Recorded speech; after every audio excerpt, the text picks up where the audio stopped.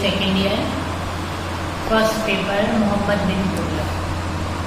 मोहम्मद बिन तुगलक इसका शासनकाल 1325 से लेकर 1351 ईस्वी तक रहा।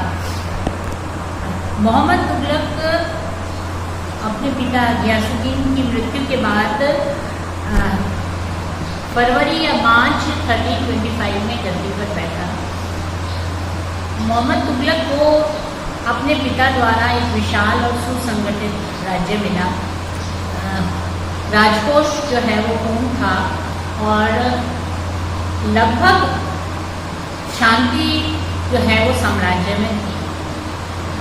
लेकिन मोहम्मद तुगलक इतिहास में एक बहुत ही विवाद का विषय रहा है। वैसे मोहम्मद तुगलक एक बहुत विद्वान और पढ़ा लिखा व्यक्ति था, महत्वाकांक्षी था और अपने समय से आगे सोचने और करने वाला व्यक्ति था। मोहम्मद तुगलक शासक को या सुल्तान को जो है वो ईश्वर का प्रतिनिधि मानता था और वो ये मानता था कि राज्य में जितनी भी अधिकारी है या जनता है वो शासन के प्रति उत्तरदायित्व रखने वाले और उसके प्रति वफादार होने चाहिए और उसकी हर इच्छा, हर आदेश का पालन होना चाहिए, क्योंकि सुल्तान को ईश्वर द्वारा शासक नियुक्त किया जाता। इस कारण से मोहम्मद तुगलक स्वेच्छाकारी शासक आवश्यक था, पर उसने जो है वो अपने शासनकाल में या अपनी नीति में कभी भी उलमाओं को हावी नहीं होने दिया।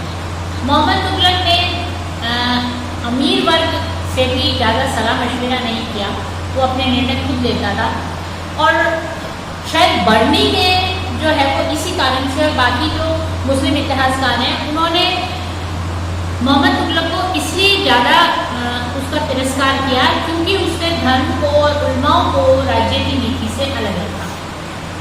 अगर कोई धार्मिक व्यक्ति कोई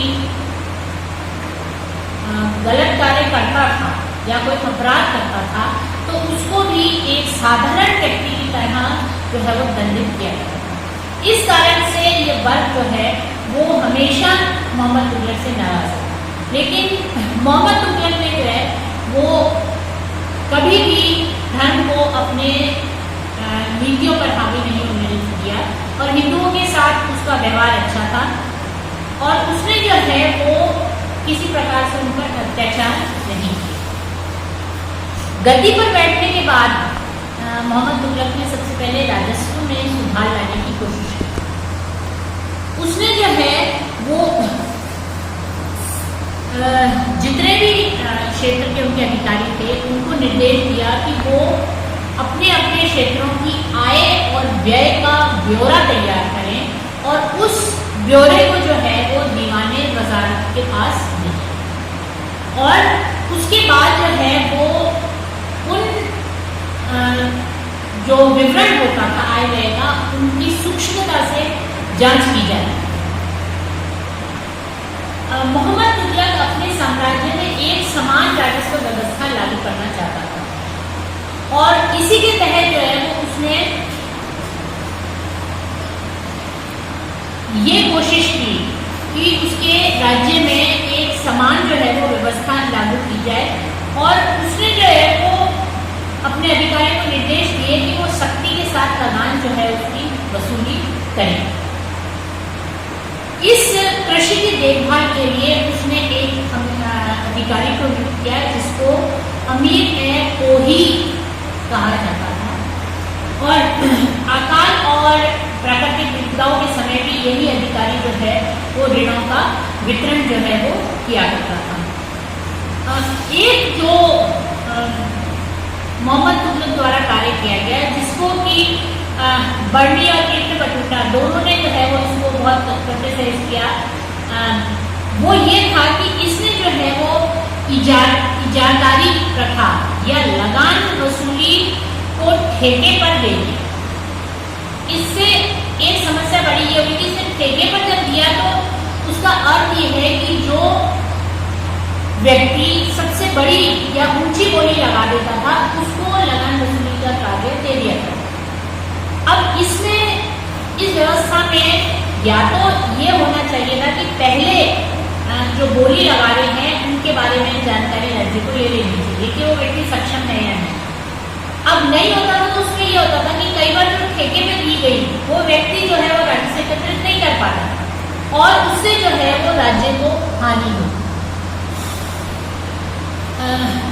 कुछ जो मोहम्मद तुगलक द्वारा निर्णय लिए गए जो विवाद के कारण बने, उसमें एक महत्वपूर्ण जो योजना थी वो दोआब में कर वृद्धि की योजना है।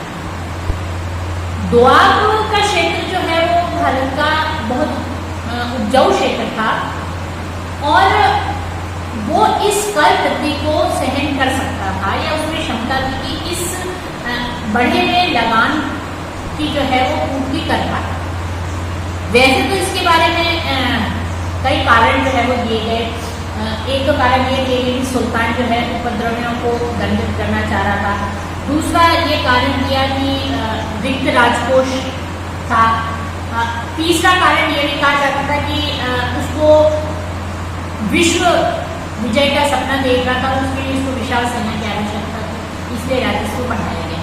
लेकिन वस्तुतः इनमें से कोई कारण पूर्ण रूप से सत्य नहीं था, क्योंकि एक उपद्रवियों को दंडित करने का कार्य करना था तो उसका तरीका राजस्व वसूली बढ़ाना नहीं था, उसके लिए दूसरे तरीके उपद्रवियों को नियंत्रण करने के। और दूसरा,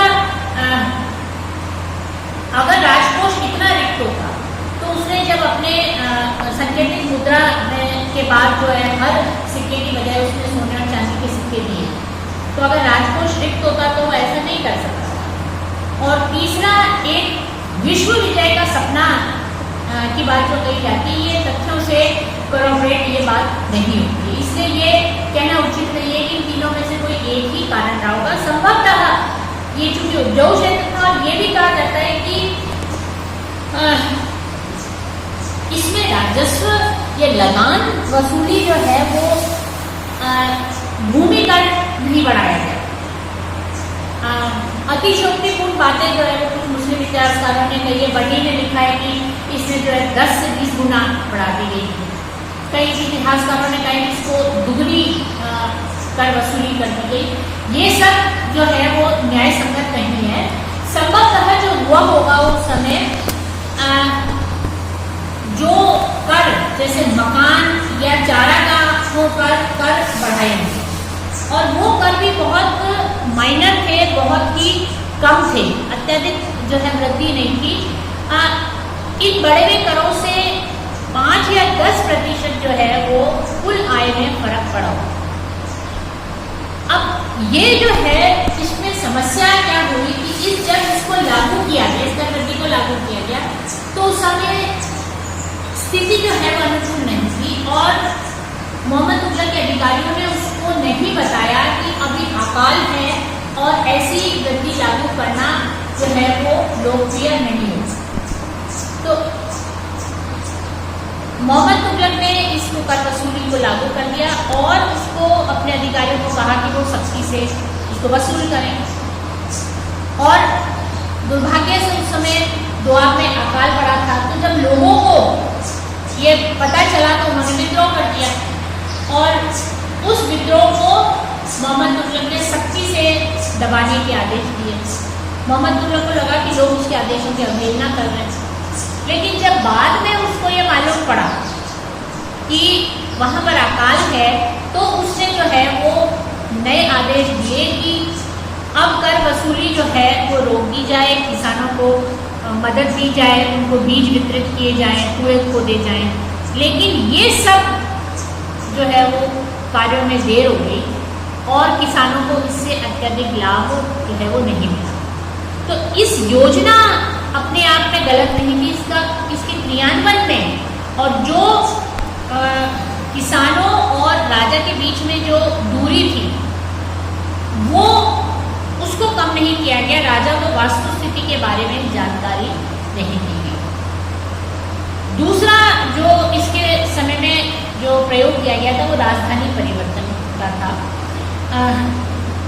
मोहम्मद तुगलक ने अपनी राजधानी जो है दौलताबाद या देवगिरी स्थानांतरित करने का निर्णय लिया। उसके पीछे कई कारण थे। एक तो शायद ये रहा होगा कि देवगिरी की भौगोलिक स्थिति ऐसी थी कि वो साम्राज्य के बीचों बीच था। दूसरा, मुगल आक्रमण से भी वो सुरक्षित ज़्यादा था, दिल्ली की बजाय जो है देवगिरी ज़्यादा सुरक्षित था। और फिर इब्न बतूता द्वारा कहा गया है कि मोहम्मद तुगलक जो है वो दिल्ली की जनता से नाराज था। ये अतिशयोक्ति है, ऐसा कुछ भी नहीं था, क्योंकि मोहम्मद तुगलक ने जो दिल्ली से जो लोग गए थे उनके लिए बहुत सारी सुविधाएं जो हैं वो प्रदान की गई थी।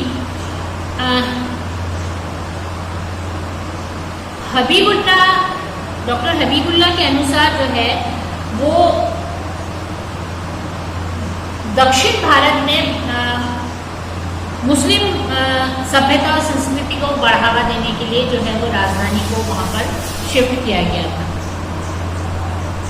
और डॉक्टर मेहदी हसन और प्रोफेसर निज़ामी के अनुसार जो है मोहम्मद तुगलक ने 2 राजधानी रखने का निर्णय लिया था, दिल्ली और देवगिरी। अब ये इन सब कारणों में जो है वो संभवतः कारण यही रहा होगा क्योंकि मोहम्मद तुगलक जो है वो मुगलों के आक्रमण से डरने वाला नहीं था।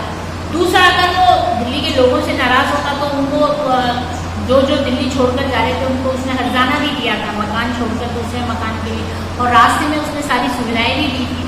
तो कारण जो है वो मात्र ये रहा होगा कि उसने जो है वो दिल्ली की दौलताबाद की सामरिक दृष्टि के कारण जो है उसके महत्व को देखते हुए जो है वो राजधानी परिवर्तन का निर्णय लिया होगा। और उसने जो है वो अगर न्यायोचित व्यवस्था की बात करें तो संभवतः मोहम्मद तुगलक ने अपने अधिकारी जो थे उसके अधिकारियों को और जो बहुत ही विशिष्ट व्यक्ति थे उनको परिवर्तन के लिए कहा होगा, लेकिन उनके ऊपर निर्भर अपनी आजीविका के लिए निर्भर बाकी लोग भी जो है वो उनके साथ पलायन उन्होंने किया होगा। मोहम्मद तुगलक ने रास्ते में थोड़े थोड़े स्थानों पर जो है वो झोपड़ियाँ बनवाई जहाँ पर कि राहगीरों को खाने को मुफ्त में मिलता था, खाने पीने को मिलता था। फिर ठहरने के लिए स्थान दिए गए, वहाँ पर उसने दौलताबाद में भी उसने बिल्डिंग्स बनवाई, लोगों को रहने के लिए मकान बनाए, सारी सुविधाएं दी। लेकिन स्वाभाविक है कि लोगों को रास्ते में बहुत कष्ट हो और वहाँ पर जाने के बाद भी जो है वो लोगों का मन नहीं लगा, तो सुल्तान ने वापस लोगों को दिल्ली आने के लिए कहा और लोग जो है वापस दौलताबाद छोड़कर दिल्ली आए। तो जो कष्टमय जो उन्होंने यात्रा पहले की थी वही उनको दोबारा करनी पड़ी और इसमें बहुत सारा धन जो है वो व्यय हो गया। अगर मोहम्मद तुगलक को राजधानी परिवर्तन करना था तो उसको जो अधिकारी वर्ग है उसी को जो है वो ले जाना चाहिए था, उसी को शिफ्ट करना चाहिए था। लेकिन किन्हीं कारणों से जो है वो ऐसा नहीं हो सका और ये एक प्रयोग जो है वो तुगलक का और असफल रहा। तीसरा जो इसका प्रयोग था वो सांकेतिक मुद्रा का प्रचलन, जो कि इसने 1329 में लागू किया। सांकेतिक मुद्रा जो है वो पहली बार मोहम्मद तुगलक द्वारा लागू की गई थी, लेकिन ये एक विश्व में प्रथम नहीं था क्योंकि कुबलाई खान ने भी जो है वो पेपर करेंसी या कागज की सांकेतिक मुद्रा जो है कुबलाई खान ने चालू की और ये कदम दूरदर्शी कदम था, लेकिन इसको लागू जो है वो गलत तरीके से किया गया। फिरोज तुगलक ने जो है उसने ये निर्णय किया कि चूंकि ये माना जाता है कि उस समय जो है वो